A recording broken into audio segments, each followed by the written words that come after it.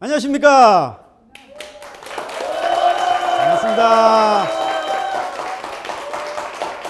오늘 여러분과 같이 이렇게 11월의 어느 멋진 날 여러분을 만나서 반갑습니다. 저는 감자 연구를 하고 있는 감자 박사 임학태입니다. 왜 감자 박사인지 아세요? 감자를 좋아해서 그런 게 아니고 감자 연구를 하고 있습니다. 그래서 혹시 여러분 보라색 빨간색 감자 보셨어요? 네. 우리나라 칼라 감자를 개발한 감자 박사입니다. 아시겠죠? 네, 그래서 오늘의 주제가 뭔지 아세요? 감자일 것 같죠? 오늘의 주제는 GMO, 즉 유전자 변형 생물체, 또 다른 말은 유전자 조작 식품에 관해서 오늘 여러분과 같이 이야기를 해보겠습니다. 여러분 알고 계세요? 유전자 조작 식품이 뭔지? 혹시 알고 계신 식품 뭐가 있을까요? 옥수수. 자, 그러면 옥수수 콩, 또 호박. 호박은 아직까지 아니고요. 또 뭐 있어요? 토마토. 두부. 두부가 이제 콩에서 만드니까, 콩으로 만드니까. 그 다음에 뭐 동물 중에 뭐가 있을 것 같아요? 동물 중에 연어, 고양이, 쭉 있죠? 한번 예를 들어 볼까요? 그럼 제가 자, 오늘 우리가 GMO에 대해서 풀어야 할 질문 3가지가 있어요. 우리가 꼭 해결해야 될 질문 3가지. 첫 번째 질문은 뭐냐 그러면은 GMO를 유전자 조작 식품을 주식으로 하는 나라가 있는가? 우리나라의 주식은 바로 쌀이고 미국의 주식은 바로 밀이고 또 유럽과 러시아 이쪽 중아시아의 주식은 또 뭐예요? 감자. 예, 맞습니다. 예. 자, 미국도 감자를 많이 먹지만은 러시아나 중앙아시아는 감자가 주식입니다. 그래서 감자, 밀, 쌀 이런 주요 곡물들, 작물들은 아직까지는 GMO로 생산하지 않는다라고 생각하시면 됩니다. 자, 그 얘기 뭐냐 그러면은 우리가 매일 먹는 주식으로 먹는 그러한 음식들은 GMO가 아니고 전통 교잡 방법을 통해서 만든 식품들을 우리가 먹고 있다고 보시면 됩니다. 자, 그 다음에 두 번째 질문은 뭐냐 그러면은 자, 그럼 GMO는 유전자 변형 식품 생물체인데 그러면 GMO는 우리한테 유익한가? 다시 말씀드리면 GMO는 우리한테 안전한가? 그래서 GMO에 대해서 한번 살펴보고요. 세 번째 질문은 뭐냐 그러면은 그럼 GMO는 사람과 이 환경에 유익한가? 그래서 이 3가지 질문을 가지고 오늘 여러분과 같이 풀어보겠습니다. 자, 첫 번째로 그러면은 GMO가 종류가 되게 많죠. 자, 한번 우리가 예를 들어 볼까요? 식물부터 한번 해서 제가 설명드릴게요. 식물. 여러분 좋아하시는 옥수수. 자, 옥수수는 우리나라 옥수수는 여러분 강원도 찰옥수 좋아하시죠? 네. 근데 우리나라 옥수수 작업률이 몇 프로인지 아세요? 0.3에서 0.8%밖에 안 돼요. 그 나머지 옥수수는 전부 다 뭐예요? 수입되는 거예요. 그러니까 여러분 옥수수 잘못 먹으면은 거의 GMO 옥수수를 먹고 있다 보시면 됩니다. 그리고 수입되는 옥수수는 대부분 뭐다? GMO다 보시면 돼요. 자, 그럼 옥수수가 대부분 GMO로 수입되고 있는데 그 유전자를 뭘 넣을까요? 모르시죠? 자, GMO라는 건 뭐냐면 유전자 변형 생물체라는 건 뭐냐면은 기존에 우리가 옥수수가 있어요. 그 옥수수는 원래 유전자를 갖고 있죠. 그러면은 옥수수에다가 우리가 외부 유전자, 종이 다른 유전자에 그죠? 종이 다른 생명체 유전자를 여기다가 집어넣어 주는 거예요. 자, 예를 들어서 옥수수 같은 경우는 가장 문제가 되는 게 뭐냐 그러면은 옥수수 밭에 잡초가 많이 나죠. 그죠? 여러분 혹시 텃밭 해 보시면 알겠지만은 잡초가 엄청나게 많이 납니다. 그래서 그 잡초를 죽이기 위해서 잡초를 죽이는 약이 뭐예요? 제초제죠. 제초제를 뿌려도 죽지 않는 유전자를 찾아서 옥수수에다 넣어주게 되면 그 옥수수는 어떻게 되겠어요? 옥수수는 내가 제초제를 치더라도 풀은 다 죽는데 옥수수는 살아있다 죽어있다? 살아있다. 이건 완전 마법이죠. 자, 그래서 옥수수는 주로 제초제 저항성 유전자가 들어간 옥수수를 GMO 옥수수를 우리가 많이 지금 수입을 하고 있습니다. 또 다른 식물 알고 싶으신 거? 콩. 예. 콩도 우리나라가 자금률이 몇 %인지 아세요? 모르시죠? 너무 어려워. 11% 정도 됩니다. 그 나머지 90% 정도는 어떻게 한다? 수입한다. 그러니까 여러분이 시장에 가셔갖고 국산 콩 두부 빼놓고 나머지 한국에서 만든 두부는 국산 콩이 아닙니다. 예. 그러니까 콩의 대부분을 우리가 수입하고 있기 때문에 대부분 우리가 만든 간장이나 된장이나 고추장이나 이런 장류들은 대부분 수입 콩으로 많이 만들어져 있다 보시면 됩니다. 자, 그러면은 콩 같은 경우는 또 뭘 넣냐면은 또 제초제 저항성 유전자를 집어넣게 되죠. 그럼 콩밭에 이 옥수수는 그래도 키가 크기 때문에 잡초는 작잖아요. 그래도 관리가 되는데 콩은 키가 작죠. 잡초도 키가 더 커요. 때로는. 그래서 이 콩에다가 제초제 저항성 유전자를 집어넣어 갖고 콩을 뿌리고 난 다음에 잡초와 콩이 같이 올라오죠. 그럼 뭘 쳐요? 제초제를 싹 치고 나면은 어떻게 돼요? 그 다음날 깨끗하게 풀은 다 죽고 뭐예요? 콩만 남게 되죠. 얼마나 이거 기적 같은 일이에요. 그죠? 농민 입장에서 너무나 좋죠. 그런데 그 콩과 옥수수가 제초제를 맞으면서 살아남았지만은 얘들은 계속 그 제초제를 어떻게 해요? 먹고 있다는 거예요.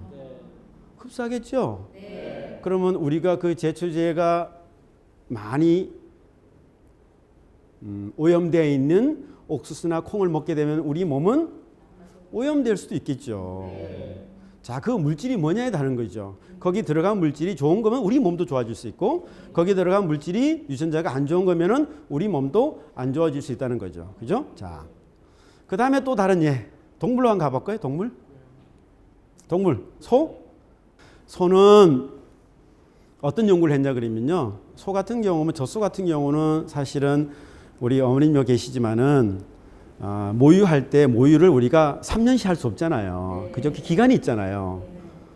그래서 소 같은 경우도 젖이 나오는 기간이 있어요. 그래서 어떻게 하냐면은 이 소한테 젖이 계속 나오게끔 유전자 조작된 것을 소에 넣어줘 갖고 소가 계속해서 우유를 계속 만들어내는 거예요. 생각해 보세요. 여러분이 나이가 80 됐는데 아이고 힘들어 이빨 다 빠졌는데 계속 모유를 해야 돼요. 예? 얼마나 힘들겠어요. 그죠? 자, 그런 소가 계속 우유를 이렇게 계속 생산해내는데 좋겠어요? 그죠? 그러면 그래서 이제 우유가 소의 젖에서 뭐가 생기냐면 고름이 생겨요. 그럼 뭘 주겠어요? 항생제를 주죠. 그래서 예전에 여러분 고름우유라는 얘기 들어봤을 거예요. 소가 우리가 평생 자기가 만들어낼 수 있는 이 소위 우유의 양이 한계가 있는데 그것을 계속 하다 보니까 무리가 가잖아요. 80 됐는데 계속 수유해야 된다 그러면 힘들죠. 똑같은 거예요. 그래서 결국은 뭐냐면은 병이 생기니까 거기 항생제를 해가지고 계속 살려가는 거예요. 생각해 보세요. 여러분 나이 80 됐는데 계속 우유 안 나오는 계속 우유 나오는 호르몬제 맞아가면서 계속 수유한다 그러면은 엄청 힘들겠죠. 그게 이제 소의 경우고요. 그 다음에 그러면 또 다른 동물 돼지 한번 가볼까요? 돼지? 여러분 돼지는 주로 이제 먹고 난 다음에 돼지가 이제 똥을 많이 싸잖아요. 그죠?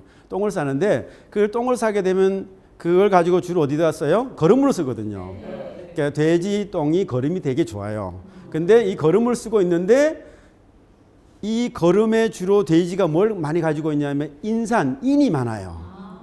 파이티트 인산 종류죠. 그 인산이 많다 보니까 그게 어디로 가요? 강으로 흘러가고 바다로 가고 뭐야? 녹조 현상이 생기는 거예요. 자, 그래서 무슨 현상이 있냐면은 이 우유를 덮어보니까 물 속에 산소 양이 줄어들다 보니까 뭐야? 고기들이 떼죽음 당하기도 하죠. 예, 가끔 보셨잖아요. 그게 뭐냐면은 가축 사료를 많이 우리가 비료로 쓰다 보니까 그런 현상이 나오게 되는 거거든요. 자, 그렇다 그러면은 그것도 문제잖아요. 그래서 GMO 돼지를 만들어 갖고 이 돼지는 어떻게 되는 거예요? 70%의 인산이 적게 나오게 만드는 거죠. 그래서 뭐 똥은 많이 싸지만은 그 안에 인산이 적기 때문에 결국 환경 오염을 덜 시킨다 이런 얘기죠. 또 다른 동물 한번 할까요? 생선으로 갑시다. 이제 뭐 연어? 자, 연어가 있습니다. 자, 연어는 뭐냐면은 보통 연어의 2배가 되는 슈퍼 연어를 만들었어요. 여러분 들어보셨을 거예요. 그게 2015년 11월에 미국에서 FDA, 미국 식약청에서 승인이 났어요. 먹을 수 있게끔. 그런데 재밌는 것은 뭐냐 그러면은 이 슈퍼 연어가 어떻게 만들어졌겠어요? 이 슈퍼 연어는 일반 연어보다 2배 정도 크거든요. 보통 우리가 사람이 성장하는 게 우리가 인간도 그렇잖아요. 보통 나이가 어떻게 돼요? 한 20살 정도까지 크고 뭐 군대 가서 크는 사람도 있긴 하더군요. 예. 근데 더 안 크잖아요. 생각해 보세요. 5살짜리 어린애가 계속 키가 커갖고 80대인데도 계속 키가 커요. 그러면 생각해 보세요. 우리 몸에는 25,000개 유전자가 있거든요. 25,000개 유전자들이 어떻게 하냐면은 때에 맞춰서 발현이 되는 거예요. 다시 말씀드리면 뭐냐면은 어떤 유전자는 내가 5살 됐을 때 나오고 코수염이 나오는 유전자, 코수염 유전자는 뭐예요? 나이가 좀 먹었을 때 나오잖아요. 그죠? 그런 식으로 우리가 이 개발 단계에 따라서 유전자가 발현되는 게 다 달라요. 자, 그런데 연어 같은 경우다 어떻게 했냐면은 일반 연어는 덩치 크다가 그 다음부터 안 크거든요. 거기 유전자를 뭘 넣냐면은 성장 호르몬 유전자, 장어같이 생긴 고기가 있어요. 그 고기 호르몬 유전자를 갖다가 이 연어대에 집어넣어 준 거예요. 그 이 연어는 어떻게 돼요? 이 유전자는 우리가 year round 호르몬이라 그래서 1년 내내 호르몬을 만들어내는 유전자예요. 그러니까 이 물고기는 계속 유전자를 만들어 등치만 커지는 거죠. 자, 몸만 등치 크다 보니까 뇌는 발달이 안 하겠죠, 아무래도. 그죠? 그러니까 기형이 나올 수도 가능성 있죠. 그래서 지금 문제되는 게 뭐냐면 일단 미국 식약청에서는 이 슈퍼 연어를 승인했지만은 조건이 있었어요. 캐나다하고 파나마 양식장에서만은 양식해서 팔아라. 왜 그렇겠어요? 미국에서 하다가 이 연어가 만약에 도망가 갖고 바다 가서 알을 놓기 시작하면 어떻게 되겠어요? 난리 나는 거죠. 그죠? 그래서 미국에서는 양식을 못하게 하는 거죠. 자, 그러면은 슈퍼 연어, 뭐 연어 좋아하시잖아요. 뭐 물론 연어도 맛있겠지만은 그 연어를 그렇게 해서 하게 되면은 연어가 행복하겠어요?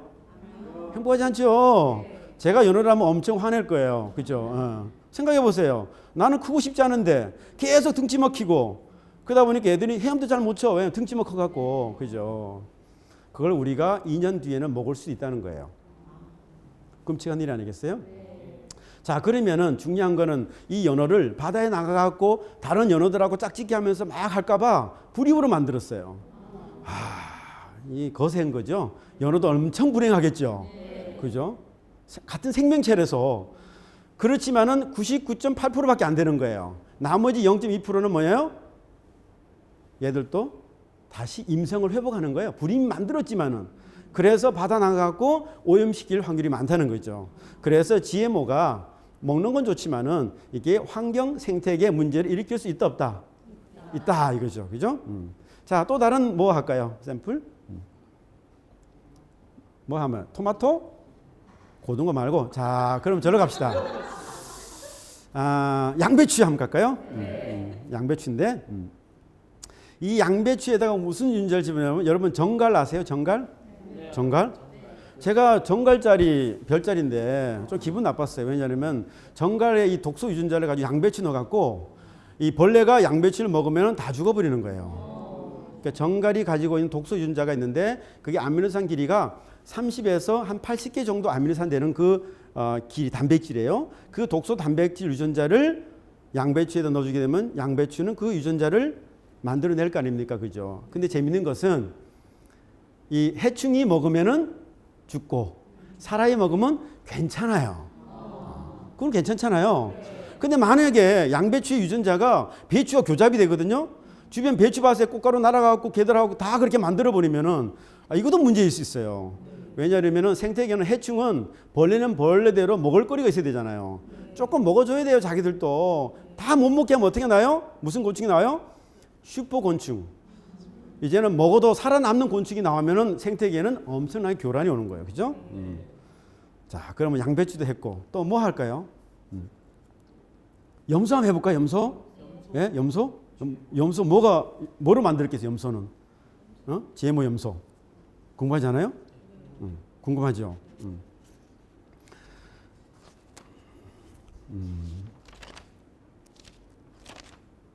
자, 염소는 뭘 했냐면요.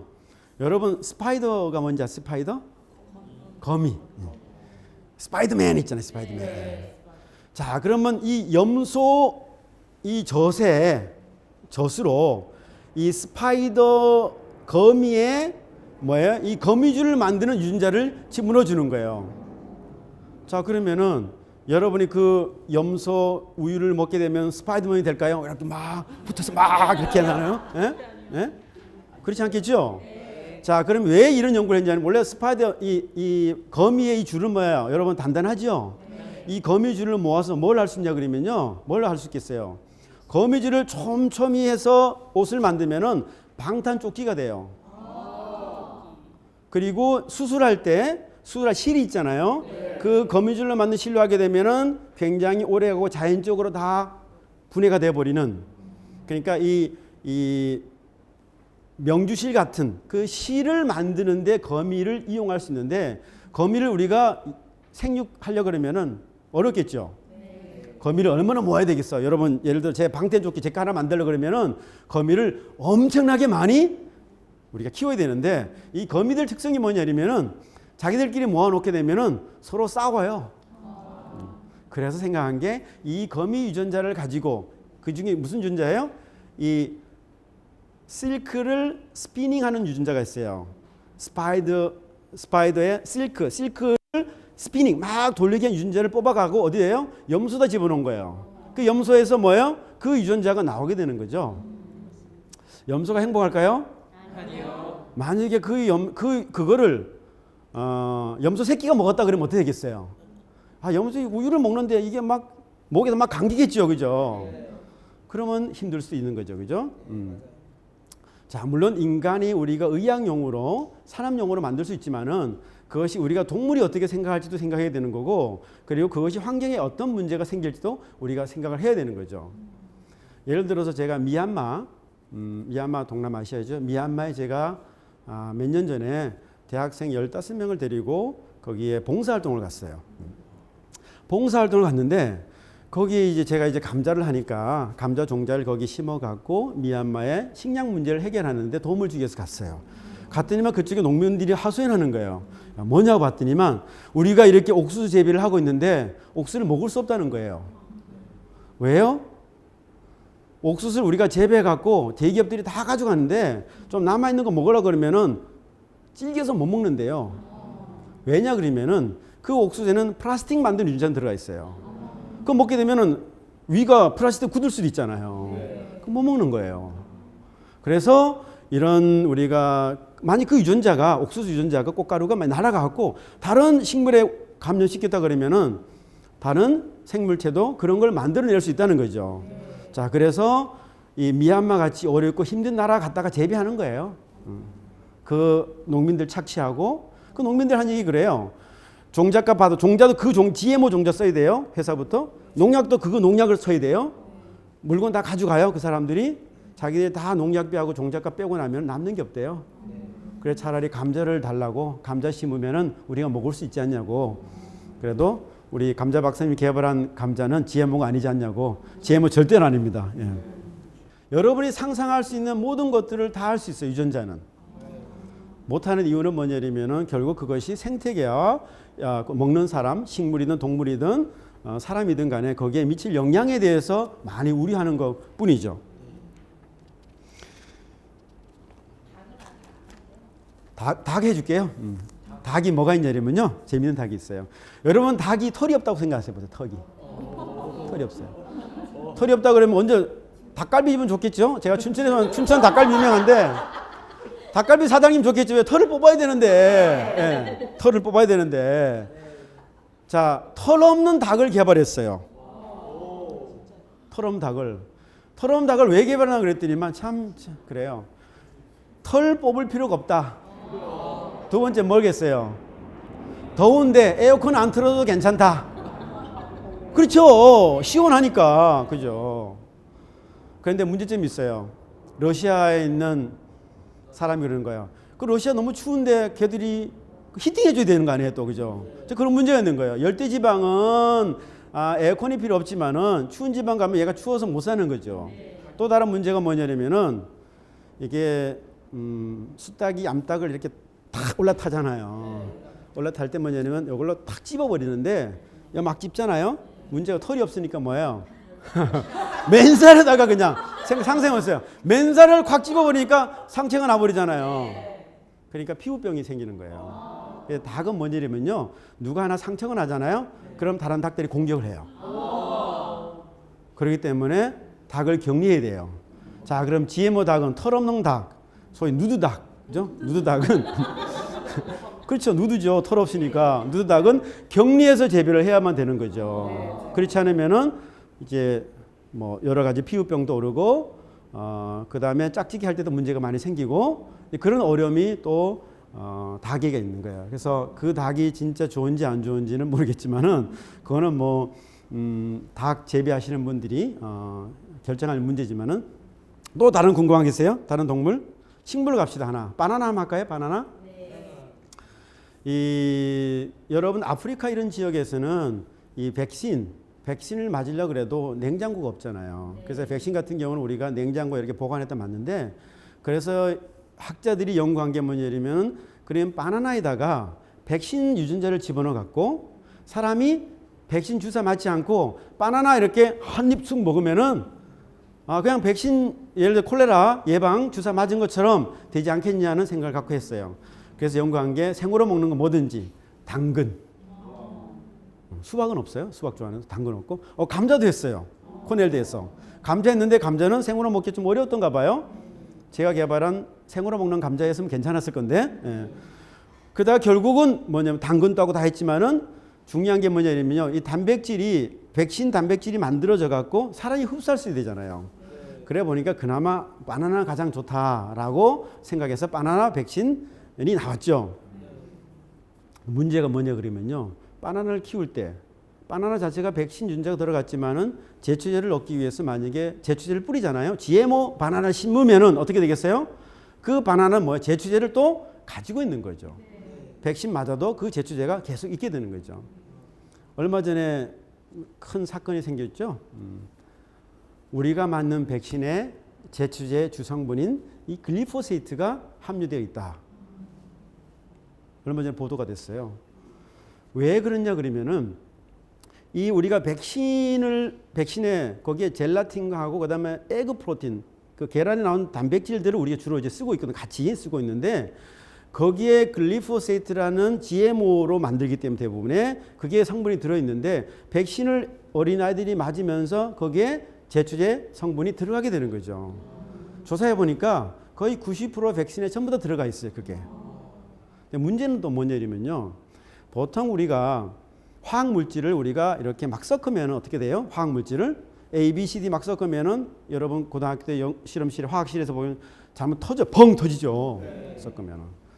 그래서 우리가 백신 폭탄이라고 그래갖고, 백신을 병이 많으면 할 수 없잖아요. 막 세네 개 막 하죠. 여러분 경험했을 거예요. 병원 갔더니만 에이 하나 맞지 말고 뭐 여러 개 하세요 그러잖아, 의사님들이. 그럼 뭐 할 수 없이 맞잖아요. 맞고 그 다음날 또 맞고 계속 다른 거 맞잖아요. 그게 백신 폭탄인데, 거기에 글리포세이트라는 제초제 성분이 들어있다는 거죠. 그러면 그게 얼마나 이 어린아들한테 영향을 크게 줄 것인가라는 것은 우리가 뭐 알 수가 있잖아요, 그죠? 자, 그러면 이 정도 하게 되면은 GMO, 우리가 동물, 식물, 뭐 그냥 생선까지. 근데 날아다니는 새조류는 아주 없어요. 물론 닭이 있지만 닭을 털을 없애버렸으니까 나지도 못하고. 그거는 좋겠네요. 안 날아다니고 찾기는 좋겠네요. 도망 안 달아도. 도망도 이렇게 날까요. 털이 없어서 찾기는 어렵긴 하겠지만 아무튼 간에요. 그래서 이제 GMO, 여러분이 이제 주로 많이 생산되고 있는 작물들하고 동물, 이런 예를 봤습니다. 그러면은 우리가, 여러분이 생각해 보세요. 이렇게 많이 좋은 목적으로 개발된 GMO, 이렇게 식품을 만드니까 결국은 이제 우리가 고기를 먹든 간에 뭘 먹든 간에 이 식품들을 우리가 먹어야 되겠죠. 이게 만약에 이게 환경에 아무 해도 없고 사람 몸에도 피해를 주지 않는다 그러면은 당연히 먹어야 되겠죠. 그러면은 여태까지 우리가 20년 동안 GMO 식품을 먹어왔는데 그 전에 뭘 먹었어요? 수천 년 동안 GMO 아닌 거 먹었잖아요. 자, GMO 아닌 거 우리 한번 예를 들어 볼까요? 뭐 들어보세요. 감자? 예. GMO 아닌 감자 중에서 칼라 감자, 빨간색, 보라색, 노란색, 파란색 다 많죠. 무지개 칼라. 제가 물론 개발했긴 했지만은, 자, 그 색깔이 어디 있어요?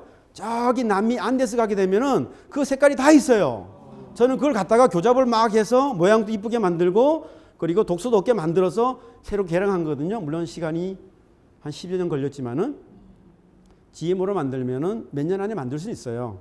그렇지만 그게 자연적이지 않다는 거죠. 자, 그러면 옥수수. 여러분 옥수수. 원래 옥수수가 5,000년 전에 이 페루가 원산지인데 5,000년 동안 옥수수가 처음에는 어떻게 됐냐면요. 요 정도밖에 안 컸어요, 옥수수가. 잡초였어요, 잡초. 그런데 그 한 5,000년 동안 육종가들이, 인간들이 선발 육종했잖아요. 계속 좋은 것도 심고 옥수수 심었다가 또 큰 놈 있으면 또 골라가고 나머지 또 심고 계속 이렇게 하다 보니까 어떻게 됐어요? 육종을 하게 됐고 오늘날 같은 큰 옥수수를 우리가 개발하게 된 거예요. 감자도 그렇고 옥수수도 그렇고. 그 다음에 그럼 또 우리가 주식으로 하는 뭐 쌀? 여러분 통일벼 아세요? 네. 통일벼를 만들 때 대통령이 누구였어요? 박정희 대통령. 잘하시네. 박정희 대통령이 계실 때 우리가 통일벼를 만들었거든요. 자, 통일벼를 그때 당시 우리가 만들었는데 왜 만들었어요? 그쵸, 보릿고개 있었잖아요. 식량이 부족했고 먹을 게 없었기 때문에. 그러면 우리가 통일벼를 어떻게 만들었겠어요? 통일벼는 이 자포니카라고 하는 거하고, 자포니카라는 벼 품종은 뭐냐면요, 키가 작고 알이 작고 수량도 적고 근데 쫄깃쫄깃해, 우리 찹쌀처럼. 그런데 인디카라는 품종은 키도 크고 수량도 많은데, 여러분 인도 같은 데 가면은 인도 밥이 막 부서지잖아요. 그런 쌀이에요. 수량은 많이 나와요. 근데 우리가 부서지는 쌀은 안 좋아하잖아요. 우리나라 국민 특성상. 이걸 두 개를 교잡한 거예요. 그 다음에 뭐가 나와요? 키가 적당히 크면서 수량도 30% 정도 올라가고 맛도 좋고, 그게 바로 통일벼예요. GMO가 아니고 전통 교잡 방법으로도 충분히 뭘 할 수 있다? 좋은 우량의 식량을 우리가 만들어낼 수 있다는 거죠. 또 다른 예 들어볼까요? 소. GMO 소 했으니까. 일반 소가 두 가지 종류가 있어요. 원래는 하나 소는 뭐냐면은 이 열에 약한 소가 있었어요. 옛날 열에 약한 소는 뭐냐면은 열대 지방 가게 되면 소가 비실비실비해서 다 이렇게 잠만 자는 거예요. 안 크고. 그죠? 근데 그 소가 맛은 좋아. 소가 맛은 좋아요. 근데 다른 소 종류는 뭐냐면은 열에는 강한데 맛이 하나도 없어. 이 소 둘을 교잡시킨 거지. 야, 니들 합방해라. 그렇게 나온 소가 오늘날 소야, 우리 한우. 자, 돼지고기. 돼지 한번 얘기해볼까요? 멧돼지 알죠? 네. 멧돼지 힘만 세고 고기가 얼마나 질겨요. 맛이 없잖아요. 질기고. 근데 다른 돼지가 있었어요. 돼지 종류가. 얘들은 야들야들하고 고기는 맛있는데 힘이 하나도 없어. 잘 크지도 않아. 둘이를 합방시켰어요. 딱. 그게 나온 게 오늘날 집돼지예요. 등치도 적당히 크고, 그죠? 뭐 성질도 안 사납고, 뭐 잘 먹고 고기도 잘 만들어내잖아요. 그죠? 우리가 전통 육종으로 할 수 있는 게 엄청나게 많다는 거죠. 여러분이 지금 뭐 김치 원료인 뭐 고추고 마늘이고 이런 게 전부 다 뭐예요? 다 전통 교잡 육종을 통해서 만들어낸 식물들이라는 거죠. 그래서 우리가 꼭 GMO 식품을 먹어야 될까? 아니면 GMO로 만든 식품을 우리가 꼭 먹어야 될까? 그렇지 않고도 우리가 20년 전까지는 잘 살아왔잖아요. 20년 이후에 우리가 바뀐 게 뭐가 있어요, 여러분? 어떤 사람은 그렇죠. GMO가 아무 이상이 없다고 그러는데 20년 동안 우리나라 질병이 엄청나게 많이 늘었어요. 어떤 분 그러죠. 그래도 조금 더 살잖아. 생명이 좀 연장됐다고 하는데. 아니, 아프면서 오래 사는 건 아무 의미가 없잖아요. 중요한 게 뭐예요? 삶의 질이 중요한 거고, 우리가 건강하게 좋은 먹거리 먹으면서 건강하게 사는 게 중요하다는 거죠. 자, 그래서 전통 교잡 육종을 통해서도 우리가 충분히 좋은 우량 형질의 동물이나 식물을 우리가 만들어낼 수 있다, 이런 얘기죠. 자, 우리나라에서 이제 GMO를 특히 우리가 주식인 쌀을 재배하겠다고 국가가 농촌진흥청이 지금 추진하고 있습니다.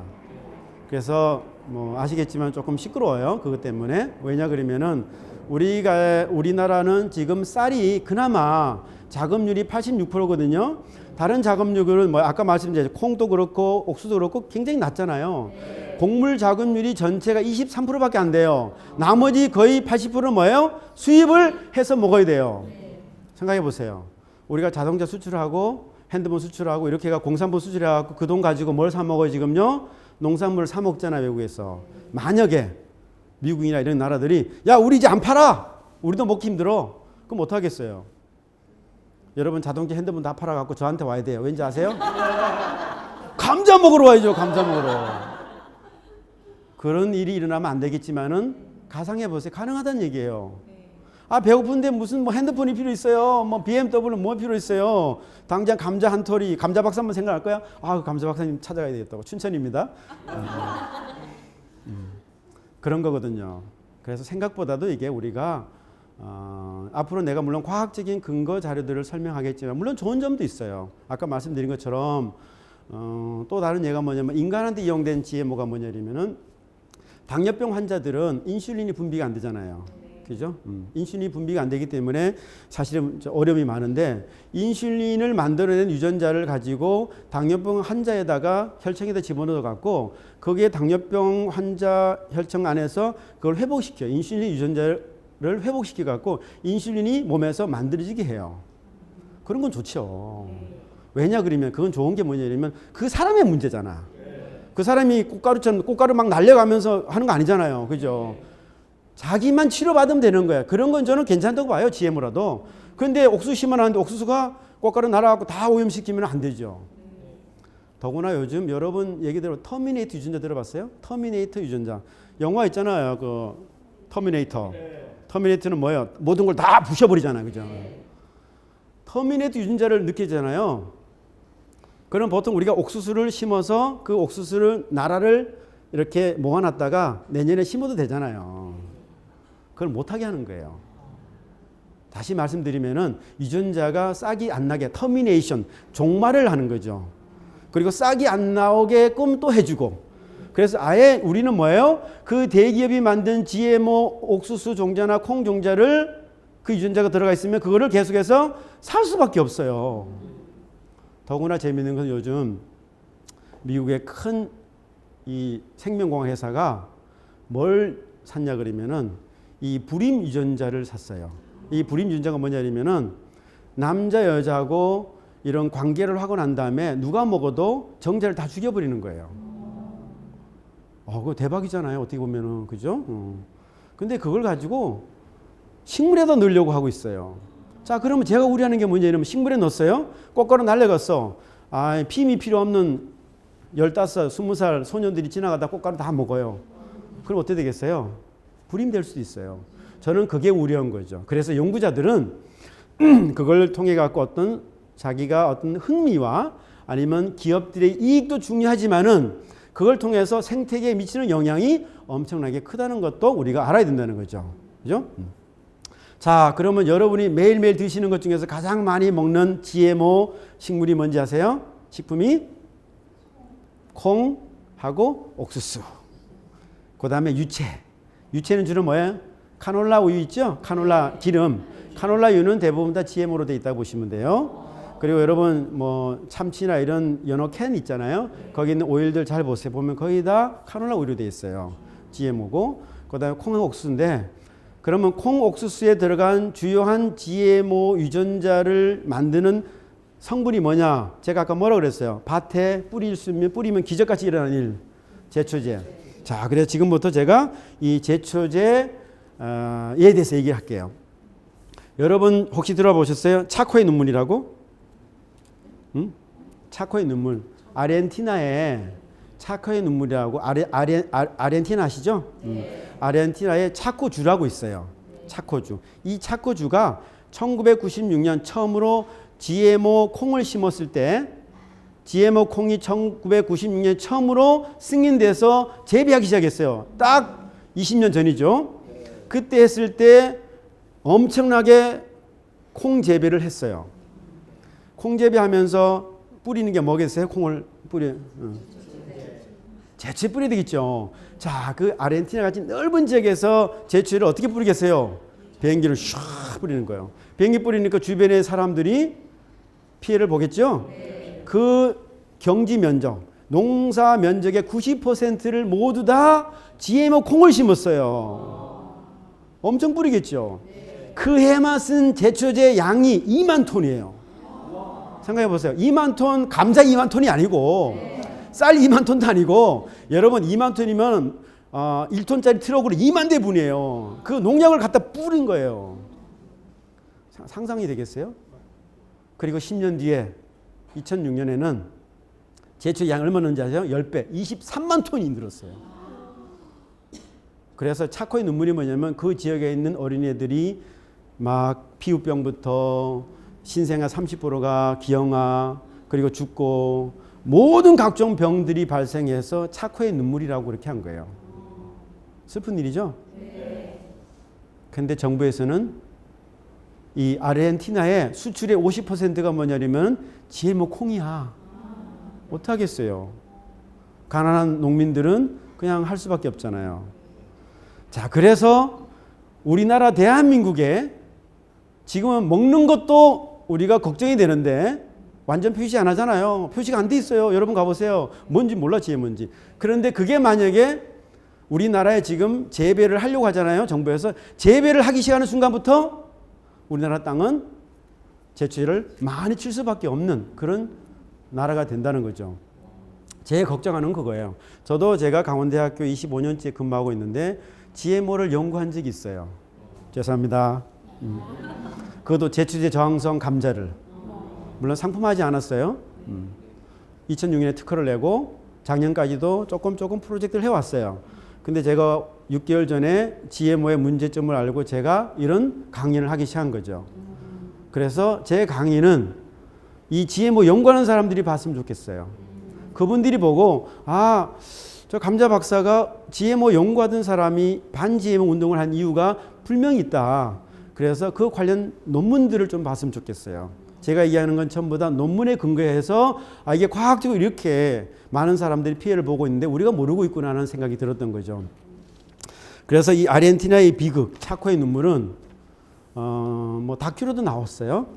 다큐 나왔는데 결국 뭐냐면은 그 나라 정부에서는 농민들이 이런 문제가 있지만은 돌보지 못하는 거죠. 그래서 이런 대기업들이 하는 이 대농, 그죠? 이 대기업이 하는 이 기계화, 그다음에 농약을 투입하고 이런 농업이 생태계를 파괴한다 안 한다? 엄청 파괴한다는 거죠. 그게 그러면은 우리를 뿌리면은 지나가다 다 마시죠. 공기 중에. 거기 글리포세트라는 게 있는데 이 글리포세트가 제가 제초제 글리포세트 연구할 때만 해도 이 개발한 회사가 뭐라 그랬는지 아세요? 안전하다 그랬어요. 그리고 땅속에 가서 분해가 100% 된다 그랬어요. 근데 분해가 안 돼요. 100%.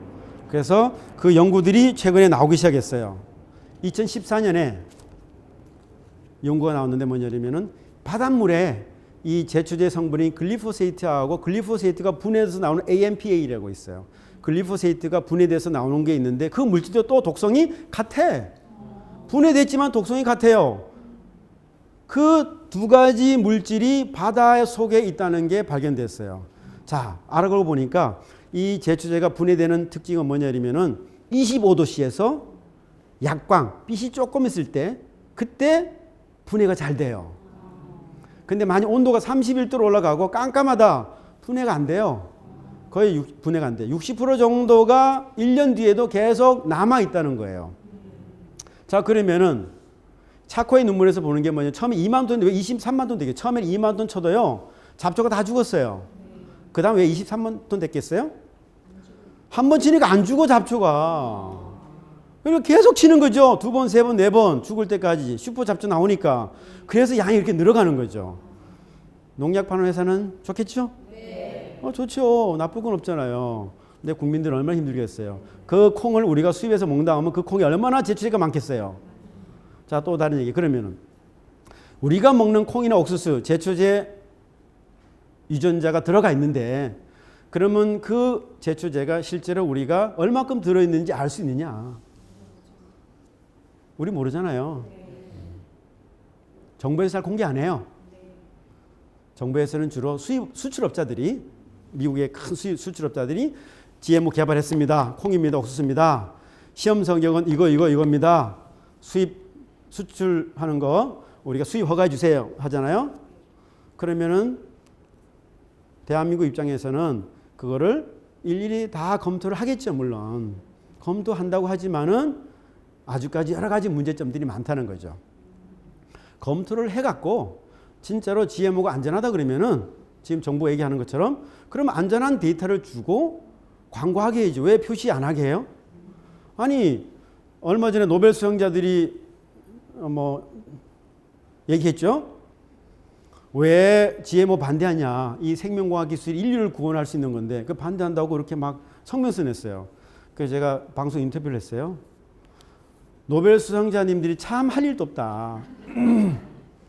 그 사람들 쭉 봤어요. 봤더니만 편지 2번 냈는데 나머지 사인한 사람들은 의미는 2번 냈는데 그 2번 노벨 1994년에 노벨 의학 생리상 받은 사람하고 노벨 생리학상 받은 사람 2사람이 있어요. 그 2사람이 주로 중심이 되는데 그 사람들이 어떤 사람들이냐면은 생명공학 기술, GMO 관련 생명공학 기술을 창업하거나 지금 대표로 있는 사람들이에요. 그러니까 노벨 평화상 받고 물리학 받고 이런 뭐 알아요. 그 사람 농업을 어떻게 뭘 합니까? 그 사람들 다 이렇게 사인하라 그래서 그거 이렇게 GMO가 안전하다 이렇게 얘기하고 있거든요. 그건 아니라는 거죠. 그래서 우리가 또 지금 제가 이제 제 주제 중에서 말씀을 많이 드린 게 이제 글리포세트잖아요.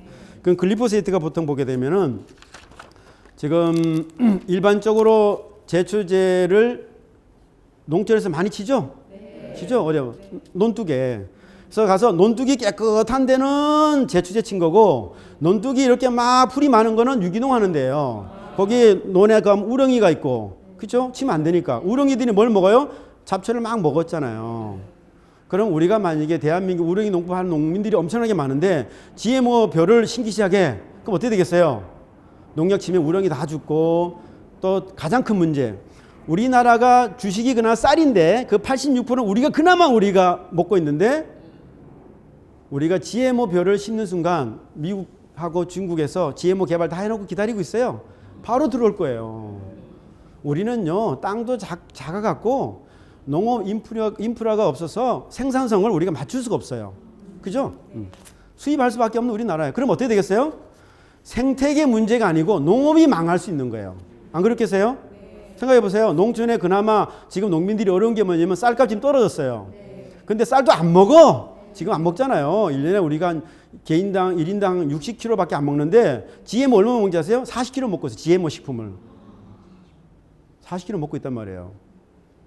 그러니까 우리나라의 GMO 쌀 재배가 되면은 우리 농민들이 굉장히 어려울 수 있다. 그런 얘기죠. 그래서 농민들이 어렵게 되면은 결국은 나라가 어려운 거 아니겠습니까? 그죠? 네. 자, 왜냐하면 우리 모두 시골을 다 근거지 두고 있잖아요. 네. 고향에 계신 분들이 농촌이 잘 살아야 되거든요. 그러기 위해서는 저는 이 GMO를 우리가 안 먹는 것이 그리고 우리가 지금 자급률이 낮은 우리나라의 자급률을 높이기 위해서는 오히려 우리가 자생할 수 농업을 새로 만들어낼 수 있는 그런 기회가 될 수도 있거든요.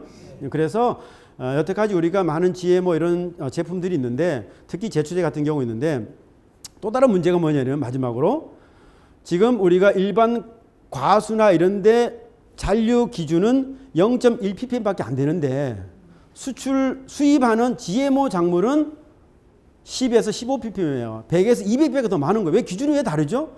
GMO 작물은 기준이 이렇게 높고 일반 작물은 낮아요. 그 얘기는 뭐예요? GMO 작물은 뭐예요? 농약을 많이 치기 때문에 함량이 많다는 거죠. 그런 것들을 정확히 우리가 정부에서 해서 농민들이 그리고 소비자들이 안전하게 먹을 수 있게 해야 된다는 거죠. 자, 그러면은 여러분 GMO 오늘 강의 재밌었습니까? 네. GMO가 뭔지 아닌지 아셨죠? 네. 자, 중요한 건 뭐냐면은 GMO에 안전하지 않은 문제가 아니고 그 GMO가 사람과 환경과 생태계에 미치는 영향이 얼마나 클 것인가. 또 다른 것은 뭐냐면 이 GMO를 먹음으로 인해 갖고 우리가 그냥 식량 식량에 의존하는 우리가 GMO만 먹을 수밖에 없는 그런 민족이 될 수 있다는 거고 또 다른 문제는 뭐냐면 우리나라가 IMF 때 종자회사가 다 팔렸어요. 그 종자 특허, GMO 특허 그거 어디가 갖고 있어요? 다 대기업들이 갖고 있어요. 외국 회사들이. 그럼 우리는 뭐냐면 우리가 먹을 수 있는 선택의 권리가 없어요. 종자를 우리가 심을 수 있는 선택할 수 있는 씨앗을 그런 권리도 없고 먹을 수 있는 권리도 없고 우리는 뭐예요? 주는 거 먹어야 되는 거죠. 그럴 수는 없잖아요. 그죠?